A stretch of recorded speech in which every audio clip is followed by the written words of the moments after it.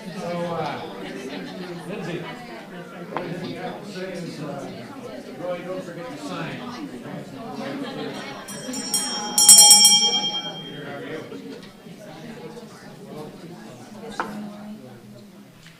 Good morning, everyone. Good morning.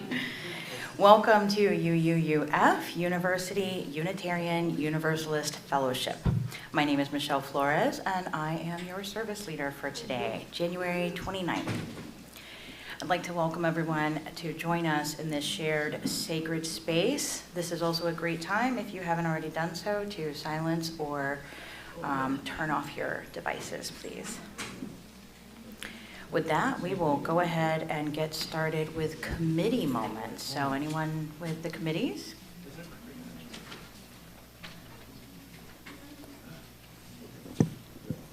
Hi, Lori Streel, Hospitality. We're going to have our second potluck of the year on February 12th. It's going to be a tailgate party, getting everybody ready for the Super Bowl that afternoon. Now, the Super Bowl doesn't happen until 6:30, so that's not an excuse not to come to the potluck.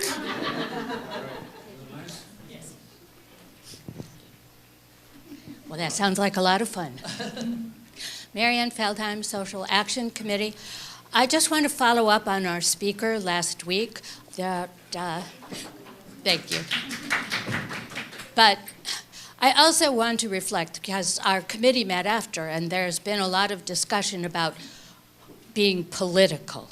It seems to have become, excuse my French, a dirty word, to be political. So I'm going to encourage you to be UUs, because as we go into this legislative session, which starts the first week in March, your values, our values, my values are being compromised in dramatic ways. I'm going to pull out three principles. The worth and dignity of all people. That is definitely being trumped upon in some ways. There is a rally in Tallahassee on February 10th for the LGBTQ, the healthcare services to children. So if you can attend, I'm going to put this in the notable news, so we'll have these. We're going to be more proactive in letting you know what's happening. There also is Black History Month is coming up, which is extremely important with the new ruling from the Board of Education about the AP class, which talks about race history and being banned. And in Florida, it just doesn't align with woke and all the pieces that we heard about last week that are impacting the universities and college as to you can't talk about diversity. We talk about diversity and equality and inclusion, and those now are words that you cannot use. The other piece that I want to really share with you is that there is a movement, and this is our seventh principle, that we're all interconnected, to put a amendment forward for the Constitution on the right to clean water. So the League of Women Voters, the Friends of Florida are pushing that. So we're going to be letting you know about that. I encourage you to sign that petition because they need a certain number of signatures to actually get that on the ballot. And the clean water is important in Florida because our springs have been really sort of taken out for bid, and several of the water companies are using them to make money, and we are the ones who are suffering. So there are issues that I will be letting you know about. We'll be putting it in the notable news. We are pushing not the political, but we are pushing our UU values. So please take that into consideration. Thank you.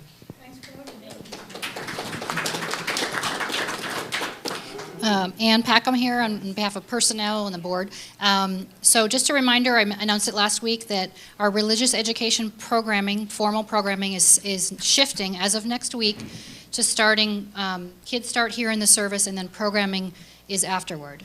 There will be childcare before, so just keep that in mind, but I wanted to make sure that announcement got out again. And then we have our quarterly meeting February 26th. And finally, we have a third member of our nominating committee now. So Paula stepped up today. She's going to join Margie and Janet on the nominating committee. So raise your hands.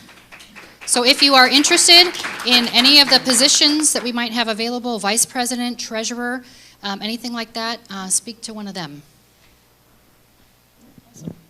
Thank you. So Rev Tracie here. This is the last week to sign up for my doctoral project that begins next Sunday. It is a 6-week course starting next Sunday from 1:30 to 3:30 here in the sanctuary. Runs for 6 weeks. I understand people sometimes have to miss a Sunday. As long as you are here the first one and the last one, and only miss one in between, because this is my data collection for my thesis, so the more data I have, the better. I'd appreciate if you have any questions, you can email me or see me after service, and I have the forms, and I just appreciate you all helping me out in this project. We're the finish line's in sight, so thank you.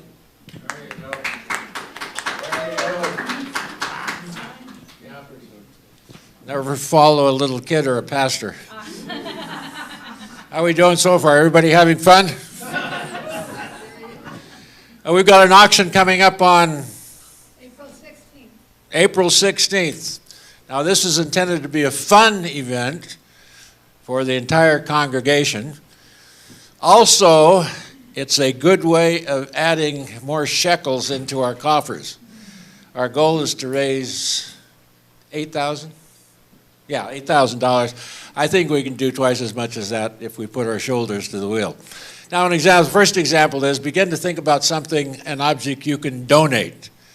Now, that doesn't mean your old lawnmower. It should be something that's new, virtually, unused, ideally still boxed, and worth at least $25.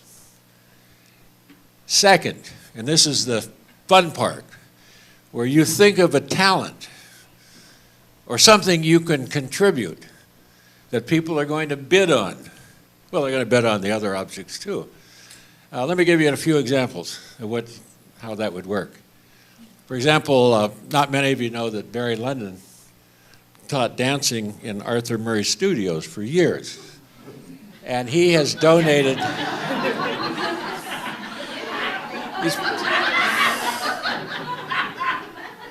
Guess he forgot about it. Anyway, someone's going to bid on 10 dancing lessons from Barry, and that could be worth $20 a lesson, maybe? There's $200 right there. Carl, for example, is going to give a ticket on a JetBlue to anywhere in the Bahamas. Who else do we have out here that I can just mention? Okay. Larry's going to give guitar lessons. 10 of those, another $200. Just a minute. Okay, I'll tell you. I wasn't going to announce this, but I do life stories, and it's the title of my little company is called Grandma's Stories for Her Grandkids and Their Grandkids. And that's where I sit down, do an interview, put your photos in, add some music, and 200 years from now, somebody is going to say, what was Grandpa Carl like? And they'll say, we'll put in this DVD. You can see Grandpa Carl telling his own story. People are going to bid on that. I'm about through here. With, for example, another one was we had a Scotch tasting about, I don't know, 5 or 6 years ago by a member at that time who had a liquor store and is very knowledgeable about Scotch. What I remember about that mostly was that Martha got dead drunk during the, and well, we all paid $20. I had to drive her home. That's another story. So I feel like hearing. now, a couple of things. Lindsay over here has got papers where you can, if you think about, well, I've got a landscaper or a baker or whatever, and they'll give something, and I'm going to leave that paper with them, and they can just turn it in to me, not to me, to you. How many are on the auction committee? Raise your hands. Okay. You can see any of us for more or less expert opinion. There's also a website you can go to. We're going to do part of this auction online. It's going to be very experimental. I expect the entire world will be bidding on some of these things. Here, you hold it up. I'm not very good at that. Okay. So this is Lindsay. She's the big honcho here on this committee. And you got a couple of words you want to add? Well, this is the website, and you can go on it and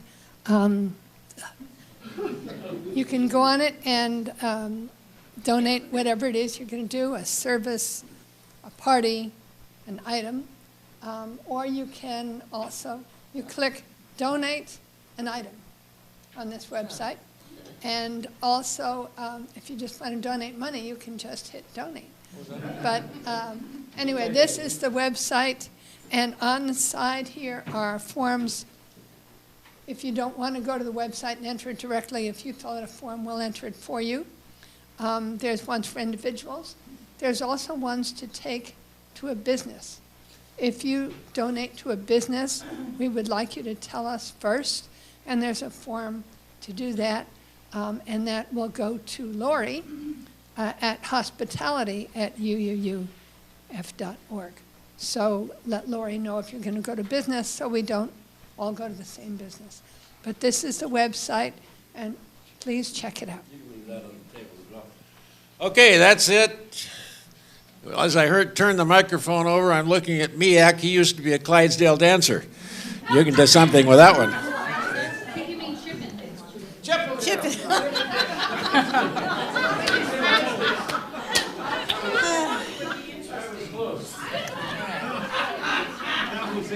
So I'll take a moment now. Thank you, Roy. Always entertaining. Thank you to Ann for mentioning the quarterly meeting on the 26th. That's like 3 weeks away, I think, something like that. Anyway, we look forward to seeing you all there. I'm wearing my program hat, my program chair hat now, Martha. And next week, it says on our program schedule that we are having a lay-led service talking about what love means to us. And so let that puddle around a little bit. I'm going to be reaching out to some of you who I really think might want to speak and share that, because love is a big word. The UUA is starting to look at love as being the center of our religion, our faith. So how, what does love mean to you? There's a lot of different ways it could be. So start thinking about that. It'll be a participatory service, and we'd love to have 3 or 4 or maybe even 5 members share with us their thoughts. Hi, Joey Cole here. On behalf of SAC, I can't follow Mary Ann. She was amazing, and she's a dynamo. But I do want to mention that we are still collecting for Knight's Pantry. We've been asking you to bring it on the 4th Sunday, but any Sunday you can remember to bring something for Knight's Pantry. This stuff is, obviously we're supposed to have non-perishable, so it gets taken about once a month. So thank you for continuing to contribute. Let me see. Oh, and the other thing I wanted to mention is I wanted to just give a big shout out to the parent support group for doing the coffee for this month. Thank you so much. We appreciate it. This morning, Laurie was able to give me this a formal thing for the men's group. Okay, they are signing up. They are going to be our coffee people for February. For March, Amy and I are going to switch off, and we're going to take in March. That means we have hopefully SAC for April, we're hoping. So we're trying to get different groups to take a different month each time. So please see me if you want to sign up for a month coming up. Thank you. Good morning, Margie with membership. On February 19th, that's several Sundays away, but just a heads up, I am going to be running a UU 101. It's the first introductory get-together class for what our congregation is about and an overview of Unitarian Universalism. So if you're a newcomer, I hope to see you there, and I'll be announcing it again. And I need greeters. Joey will be greeting the first 2 Sundays in February, but I have the rest of February open, and I have my pen ready now if anybody wants to give me a name, or you can see me later. It's a good time. Thank you, Paula. Awesome. Yes. I'm Paula Despang, and Ann called my name, and I put my hand up and whatever. But the part of what you may not know about being on our board is if you've never been on a board before, this is a wonderful place to learn how to do that. So, no, you're laughing, but if you're a younger person and you've never been on a board, this is a skill to learn. And then when you move up in the world and you want to change some organization from the inside, this is a way to do that. So consider it an opportunity, not just a chore. It's a learning opportunity and a cheap one too.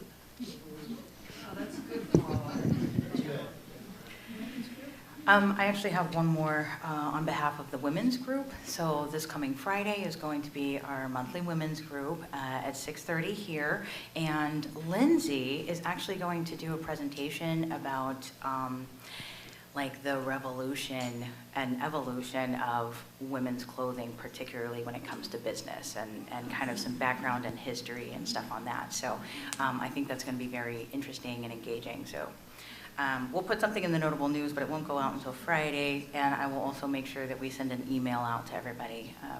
But yeah, Friday. Okay, so this morning, opening words. My opening words this morning are from Susan C. Young. As a pearl is formed and its layers grow, a rich iridescence begins to glow. The oyster has taken what at first was an irritation and intrusion and uses it to enrich its value. In life, unexpected things come up. Change happens, and if we learn to take these sometimes unexpected experiences and use them to enrich ourselves and our lives, we can see that these things and experiences are in fact turned into pearls, things that are precious and valuable. Today, Rev Tracie is going to talk about our congregation turning 30 years, celebrating 30 years. That's right, UUUF turned 30. It's a big one. And personally, I believe that what we have here is very precious and valuable, much like a pearl. So I hope you will join us in celebrating this momentous occasion today. That's going to lead us right into opening music, which is hymn 1, May Nothing Evil Cross This Door, led by the UUUF choir. Oh, is it wrong? That's okay. Number 1. Yeah. The choir's singing later. Sorry. We are really happy that Mallory Rogers is here playing for us. She's been coming here for several months now, and she's like, wow, a pianist, yay! Thank you.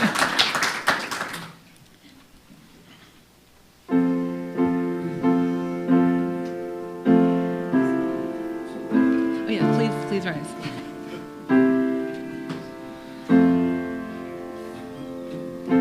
Nothing evil cross this door, and may ill fortune never pry about these windows. May the roar and rain go by. By faith made strong, the rafters will stand the battering of the storm. This heart, though all the world grow chill, will keep you warm.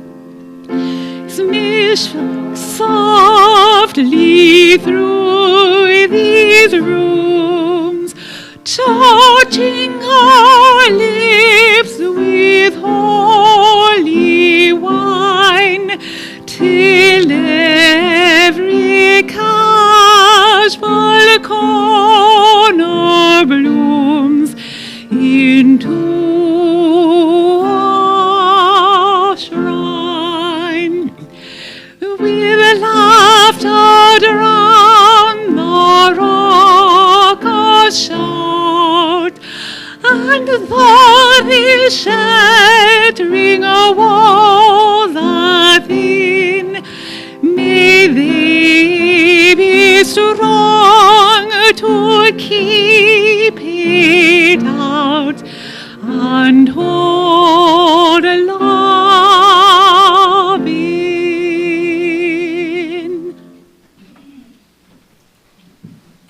Thank you. Today, for our chalice lighting, we have Anastasia. Her pronouns are she, her, and she is 10 years old. And today, her joy is that she's excited for her dad's birthday next weekend.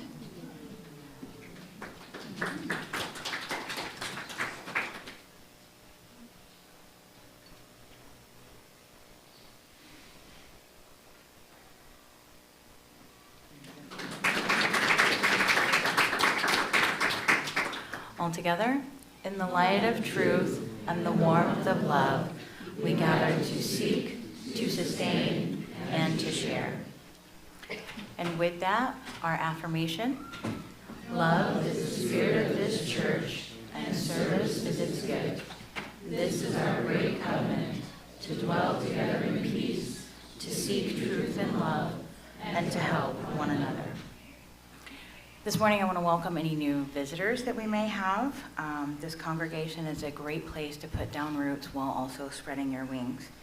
We are a group with shared values and principles and diverse beliefs.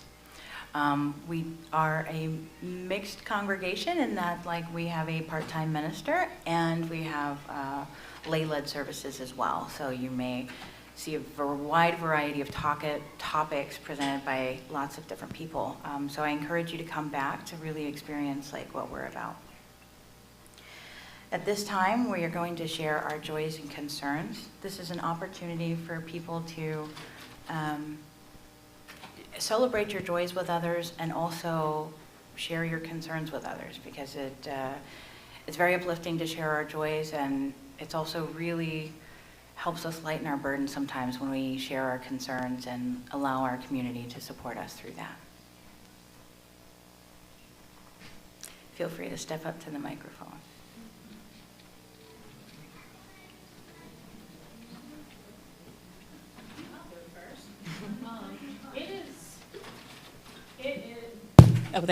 It is a joy to be with you all.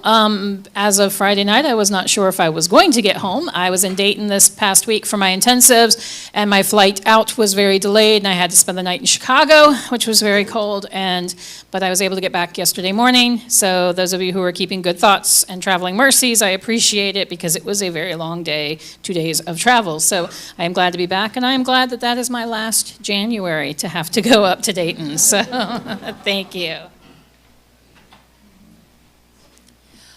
I have a rather important joy for me, and that is over 3 years ago, I was diagnosed with advanced cancer, and I went to Moffitt for treatment, and the congregation here was extremely supportive, and I've had lots of good scans.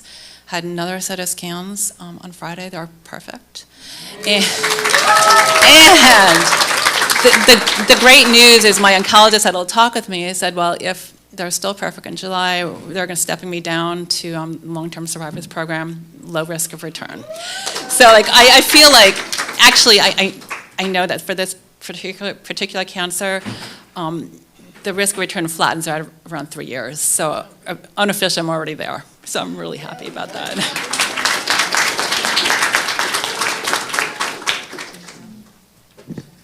I got my first tattoo last week, so.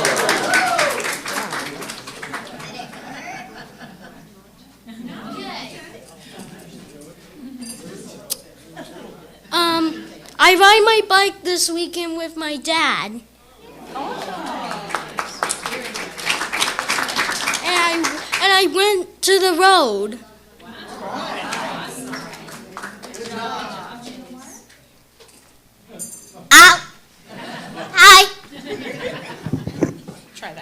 Hi, I'm Livy, and I have two joys. One of my joys is that we are going to Uriah's birthday party at Double Down. Probably some of you know Double Down. You probably took some of your children there when they were little. And my other joy is that just like 2 seconds ago, I made a sandcastle challenge. Whoever wins gets 3 snacks and makes 5 cardboard swords. The loser has to do a chicken dance in front of everybody. Thanks.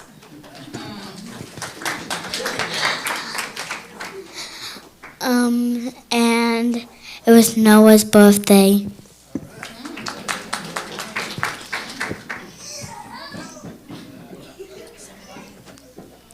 My cousin or my friend had a new baby.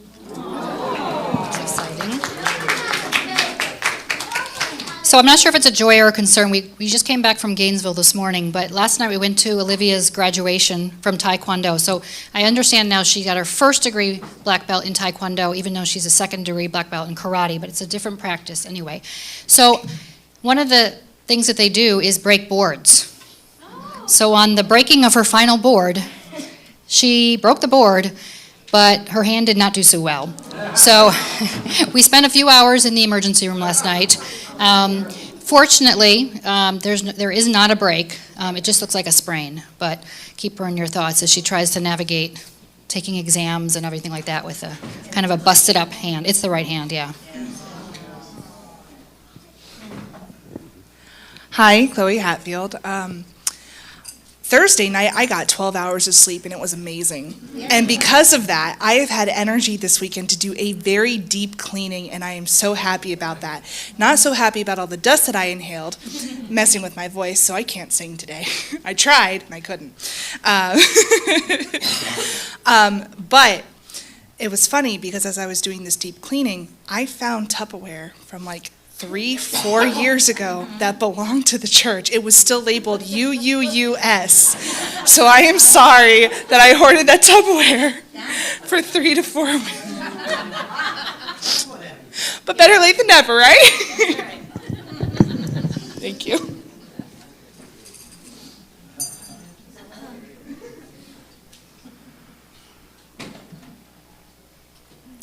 I invite us to all take a moment of silence, both for those that have been spoken and those that have not.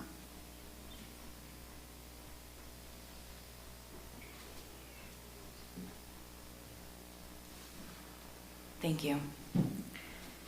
As we move into Time for All Ages, it's going to be led today by Miss Joey Cole.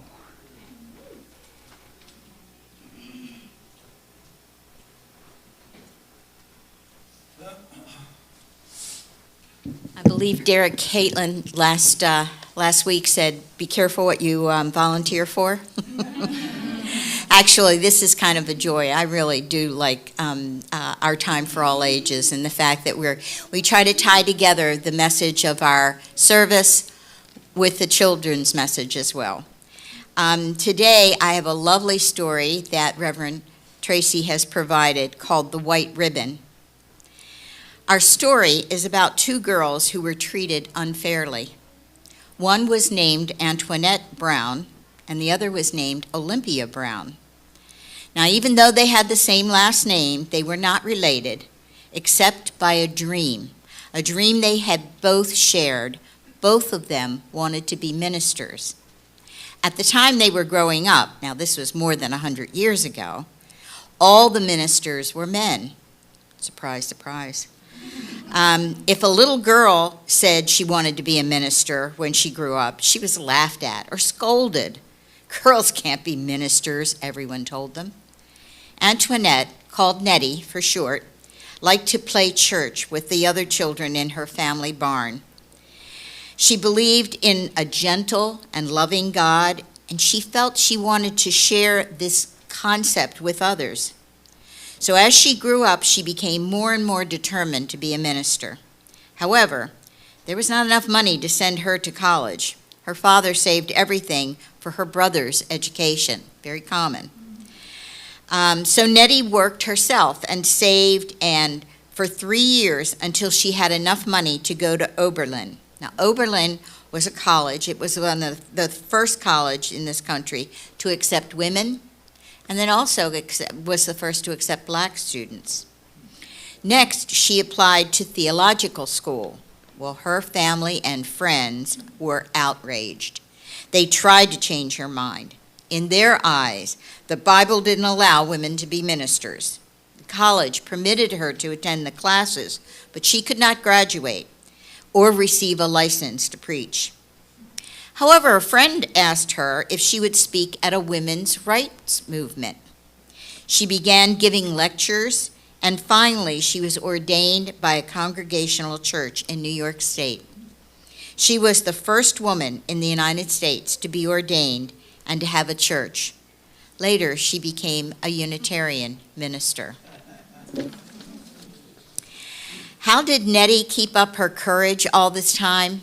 For many years, she wore a small white ribbon pinned to her clothing. That's not unusual to wear a certain kind of ribbon. Our speaker last week had this ribbon on in honor of the people who died in the Pulse shooting.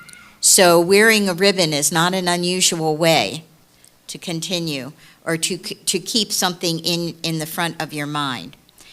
For many years, she wore the small white ribbon pinned to her clothing. It was a reminder, her reminder, not to let go of her dream, even though everyone said it was impossible. Olympia Brown grew up a Universalist. She was a few years younger than Nettie, and the two never met until Olympia was a student at Antioch College. She too wanted to become a minister, and she too had been discouraged at every turn. When Antoinette Brown was invited to preach at Antioch, Olympia was super excited. It was the first time she had ever heard a woman preach. She felt a sense of victory. Now she knew it was possible for her to become a minister too. When Olympia talked to Nettie about her dream, Nettie shared the secret of the white ribbon. So Olympia decided to wear a white ribbon like Nettie's to remind her never to give up the struggle. Later, she was ordained a Universalist minister and settled in a church in Wisconsin. And for those of you that don't know, Olympia Brown was black. One of the things she did there was to work for votes for women. It's hard to believe, but in those days, women were not even allowed to vote. Women knew this was terribly unfair. Some men did too. And they made speeches and held conventions and wrote letters and marched and did everything they could think of to change the law. At a meeting one day, the women were talking about the need for a symbol of the struggle for their rights. Olympia thought of the white ribbon that she and Nettie wore to remind them of their dream. She told the story of the ribbon, and the other women decided to wear white ribbons too. The idea spread until women all over the United States were wearing white ribbons or white sashes. You often see them with the white sashes. And they were wearing white ribbons or white sashes as a symbol of their determination to win the right to vote. Finally, they succeeded. Olympia Brown and Antoinette Brown proudly cast their votes in the first election that included women. Olympia was 85 years old, and Antoinette was 95. Both of them wore white ribbons that day.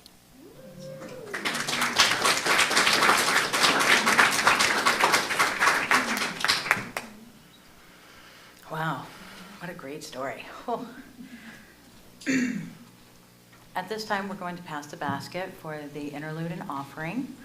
The song is Bring Us Peace. This one is by the UUUF Choir and Mallory Rogers on the piano. Also, we donate 40% of our basket to an organization decided on by the Social Action Committee. Normally this month it would go to ACLU. However, on the 5th Sunday of every month, the 40% goes to our pastoral care. So today is a 5th Sunday, so it'll go to pastoral care. Thank you. Didn't take me too long to figure it out.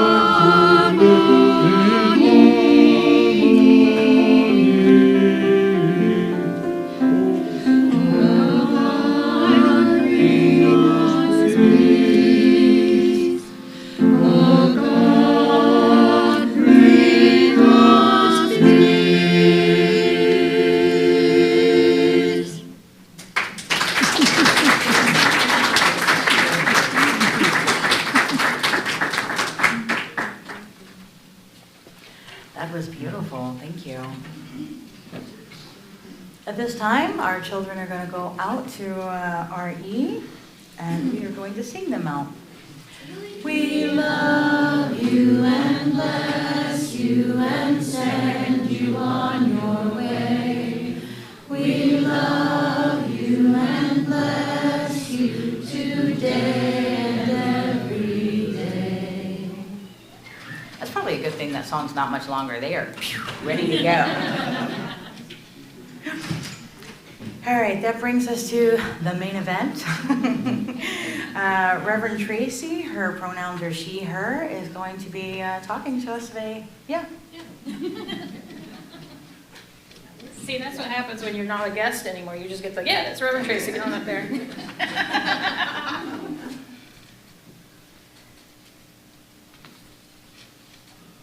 So I want you all to take a moment and look around this room. 30 years ago, a group of Unitarian Universalists decided that East Orlando needed a fellowship. They intentionally chose this area to be close to the University of Central Florida. 30 years.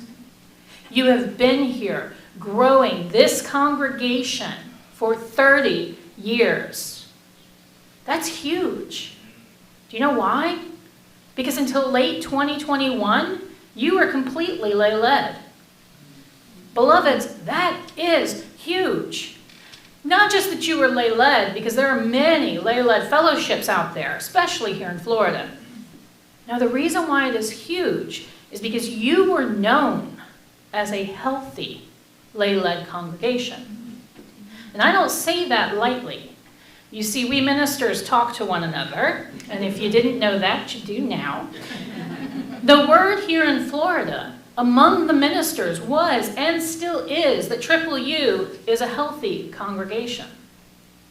You see, when we first started having conversations about me coming here to be your minister, I talked to my colleagues, and I asked them, is there anything I need to know before I take this on?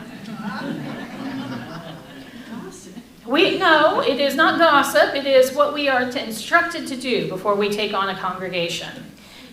And Reverend Susan Smith, down south from us, who is my mentor, immediately said, They are wonderful and healthy, and I have used them as an example when I have talked around the country about healthy fellowships. Let that sit in for a moment. It's easy to think that you are out here on your own, but people know about you. They know about us. And here's the thing. I know it hasn't always been rainbows and sunshine. That's not why they're saying that we are a healthy congregation. It means that in spite of our troubles, in spite of our struggles, we have, in spite of any hurts or problems, we have handled it with grace and by working through our covenants. That is what makes us healthy. When you were faced with adversity, you came together and worked through it. You've worked in this area for justice, for those who have less than we do, and for the rights of all.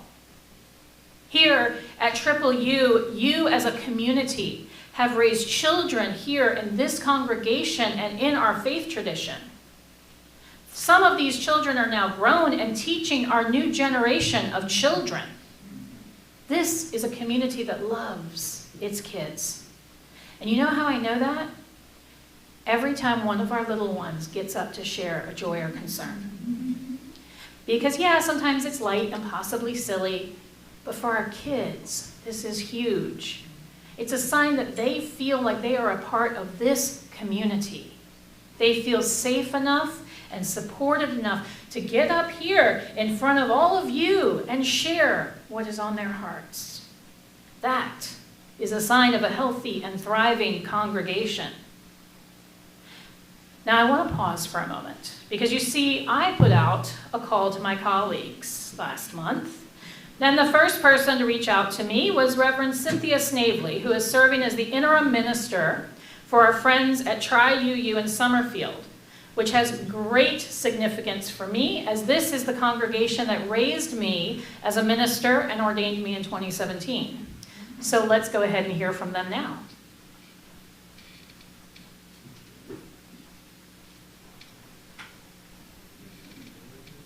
Tri-County Unitarian Universalist says, congratulations on 30 years! Yay! You see, 30 years is a huge celebration because you have kept this congregation going and thriving for 30 years.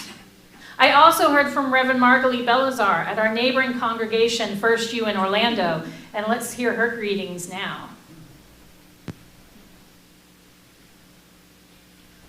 Hello, all you wonderful people at Triple U. This is Reverend Margalie, the minister at your neighbor and sibling congregation, First Unitarian Church of Orlando. And I just want to say congratulations on 30 years of being one of the liberal churches in the Orlando area. And I am so glad to be here in this community doing ministry with you, doing social justice work. I would love it if in the coming years that Triple U and 1U can really do a lot more collaboration. We can share pulpits, do services together, pulpit swapping and doing services together. That, I think, would be wonderful. And other things in the community. We've participated together, of course, in the Pride Parade. And there are many other things that happens in the community that I think we can pull our resources together and attend and support together. Again, congratulations on your 30th anniversary, and may you have many, many more of being part of this wonderful city of Orlando and part of its religious community, and especially being a liberal religion here in Central Florida, which is so, so needed. Congratulations. Now see, we're connected to both of these congregations through our covenants and our congregational polity. We're congregationalists at our core, which means that while we control our own congregation here, we are also in covenant with other congregations, not just here in Orlando, not just here in Central Florida, and not just in Florida. We are also connected to our UU Southern Region. And Natalie Briscoe, our Southern Region lead, sent these words to us.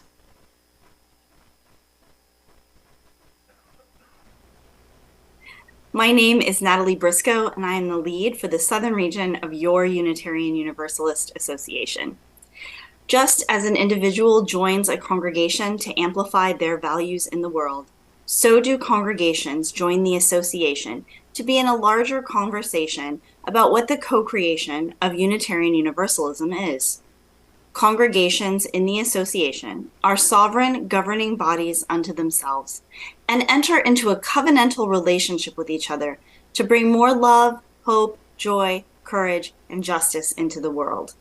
It is this association that employs me, and I am the physical manifestation of the covenant between congregations, charged with the task of going between and among the congregations so they may see themselves and feel the bonds that connect them. It is in this spirit that I join you, albeit virtually today, as I bring you greetings from all of your sibling congregations throughout Florida, the South, the United States, and the world. You have been a transformational force for liberation in Central Florida for 3 decades, and I can't wait to see what you do in the next 30 years. On behalf of your siblings across the globe, it is my pleasure and my honor to say congratulations to you, University Unitarian Universalist Fellowship, on 30 years of good Unitarian Universalism. Now, it's not just our Southern Region we're connected to. We are also connected and covenanted with all the Unitarian Universalist congregations in our association. And now, I wish to share greetings from our UUA President, Reverend Susan Frederick Gray.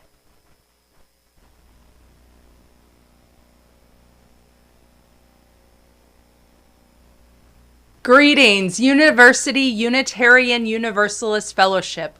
I'm Susan Frederick Gray, President of your Unitarian Universalist Association, and on behalf of everyone at the UUA and our wider association of congregations, I wish you the most congratulations on your congregation's 30th anniversary. Throughout your history, your congregation has done meaningful, incredible things, building relationships both within and beyond your congregation, working for equity and justice, building your spiritual home, hiring your first minister, the Rev Tracie Barrett, and so much more. I know that over these 30 years, your congregation's ministry has touched countless lives.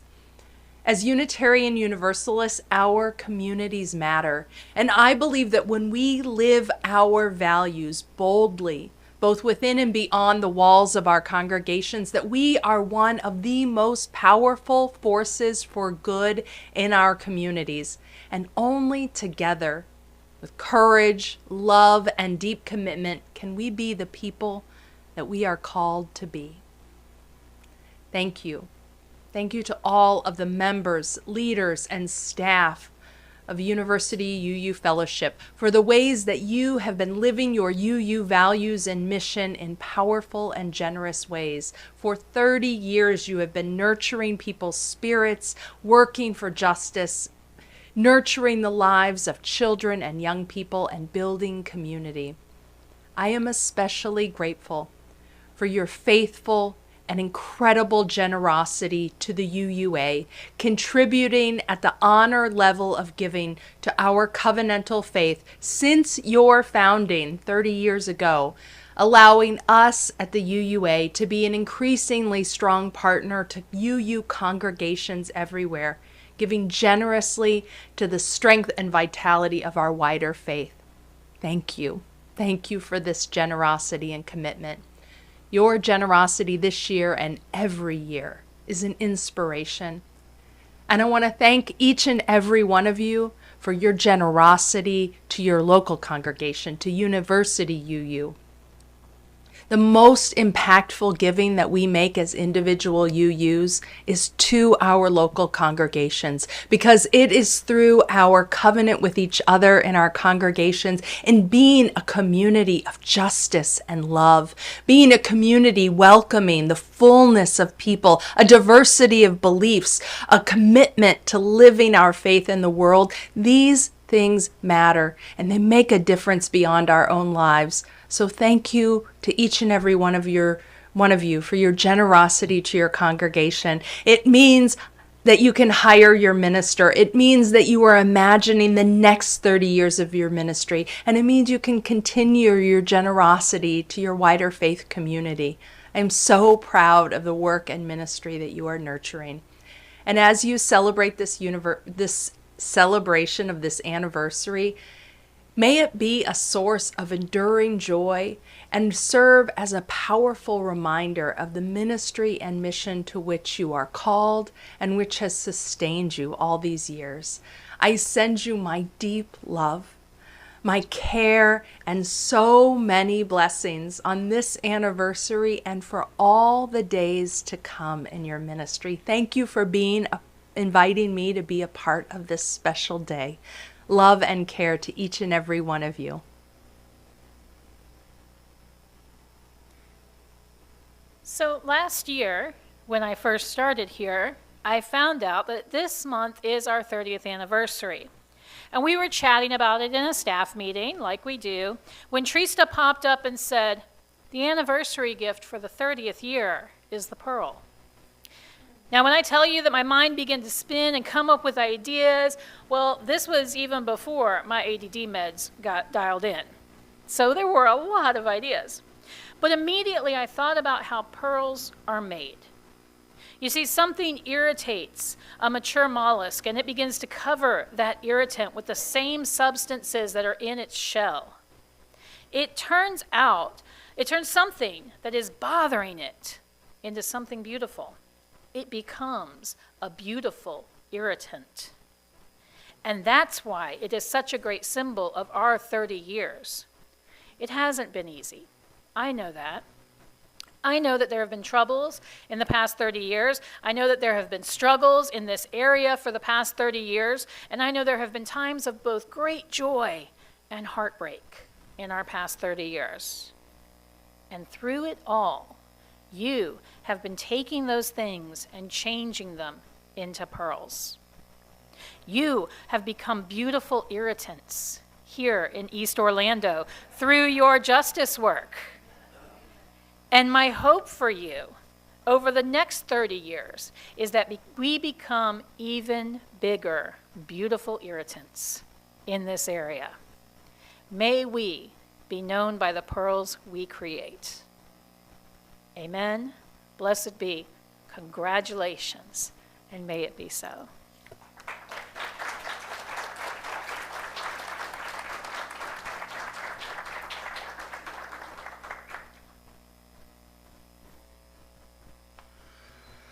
I love that. So, first oh great, I forgot to write down that we have to extinguish the flame. Join me as we extinguish the chalice. With a fire of commitment, these we carry in our hearts until we are together again. Thank you. The closing music today is We Would Be One, which is hymn 318. This one is going to be led by Janet and with Mallory on the piano.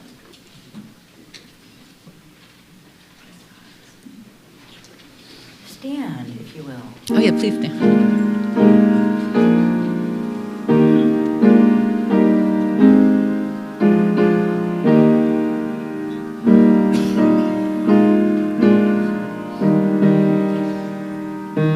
We would be one as now we join in singing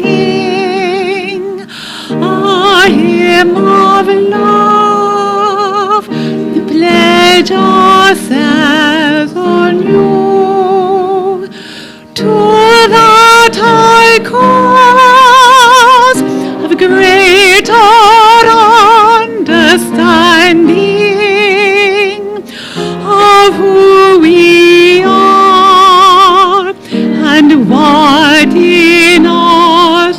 true. We would be one in living for each other,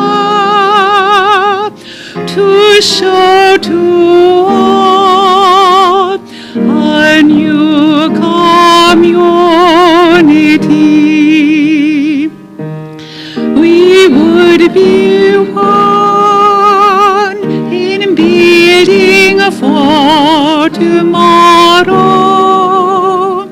a nobler world than we have known today.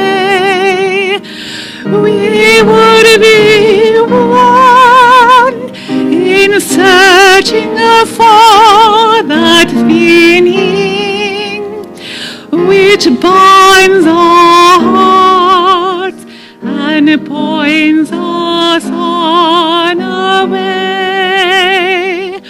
As one we pledge ourselves to greater service, with love and justice strive to make us free.